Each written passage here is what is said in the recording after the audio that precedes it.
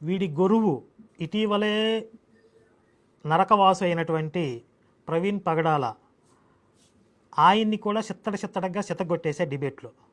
ఇప్పుడు వీడొచ్చి తొడగొడుతున్నాడంటే మా గురువుని ఓడించావు, దమ్ముంటే నాతో రా, నాతో కలబడు అని అర్థమా? లేకపోతే విజయ్ కుమారు, విపి రెడ్డి వీళ్ళందరికంటే బాగా చెప్తాను, వాళ్ళకి చేత కాలేదు కాబట్టి వాళ్ళని ఓడించడం కాదు, నన్ను ఓడించి చూపించు అని అంటున్నావా అని అడిగా. దానికి సమాధానం లేదు. అరే కరుణాకరగా, నీ ఎచ్చులు కోరి మాటలు, బడాయి కోరి మాటలు, సుగ్గుణ లంక నుంచి వస్తా అవన్నీ మోసుకొని వచ్చినట్టున్నావురా. అవి నెత్తిన మీద పెట్టుకుని ఊరేగుతా ఉండవు. ఆ మాటలను పోనీట్లను విడిచిపెడతా. అబద్ధాలు, ఎచ్చులు కోరి మాటలు, బడాయి కోరి మాటలు ఈ తప్ప నీకు నీ బతుకు అంతే ఇట్టపోవాల్సిందే. 12 ఏళ్ళ నుంచి చూస్తున్నారా నిన్ను. నీ బతుకులో ఏమన్నా మార్పు వచ్చిద్దేమో, కొద్దిగా ఇంగిత జ్ఞానం వచ్చిద్దేమో చూస్తున్నా. ఏమీ లేదు, సేమ్ అదే కుక్కతో కొంకర అన్నట్టుగా. అప్పుడు ఎలాగ ఉన్నావు, ఇప్పుడు అలాగే దొంగ మాటలు, మాయ మాటలు, ఎచ్చుల మాటలు, బడాయి కోరి మాటలు తప్ప నీ బతుకులో ఏమీ లేదు. పిట్టల దొర మాటలు.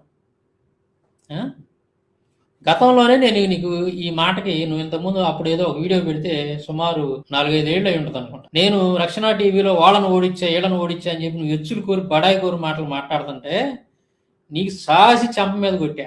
దెబ్బకి పెద్ద మనిషి సాప మీద కూర్చున్నావు, సాప అంతా దడిపేసుకున్నావు. అర్థమైందా? అయినా సరే నీ సిగ్గురాలు. నేను అప్పుడే ఇచ్చారా ఈ మాటల కౌంటరు. నువ్వు ఏదో అయితే అన్నావు, రక్షణ ఛానల్లో నేను ఎరగదీశానని అన్నావు కదా. ఈ ఎవరు ఎరగదీశారో రుజువులతో సహా చూపించి నేను అప్పుడే నీ కౌంటర్ ఇచ్చాను. ఒకసారి ఒక లైవ్లో నేనను బ్రదర్ జాన్ కొయ్య మాట్లాడుకుంటూ నీ కౌంటర్ ఇచ్చేటప్పుడు ఒకసారి రక్షణ ఛానల్లో నీ పరిస్థితి ఏందో, మా గురువు గారు అంటున్నావు కదా, మా గురువు గారు మేము ఎంతో ప్రేమతో పిలుచుకునే మా ప్రవీణ్ అన్న ఎలాగా నిన్ను ముప్ప తిప్పలు పెట్టాడో, నిన్ను అక్కడి నుంచి పరిగెత్తించాడో నువ్వు మర్చిపోయి ఉంటావురా. ఇప్పుడు ఫాలో అయ్యేటువంటి జనాలకు కూడా తెలియదు కదా. నేను ఇప్పుడు అది మొత్తం నేను చూపిస్తాను, మీరు చూడండి ఒకసారి. ఎవరు లేచి పారిపోయారో, డిబేట్లో ఉండలేక పత్తా లేకుండా పారిపోయారో ఒకసారి నేను చూపిస్తాను, చూడండి. శివపురాణము రుద్ర సంహిత,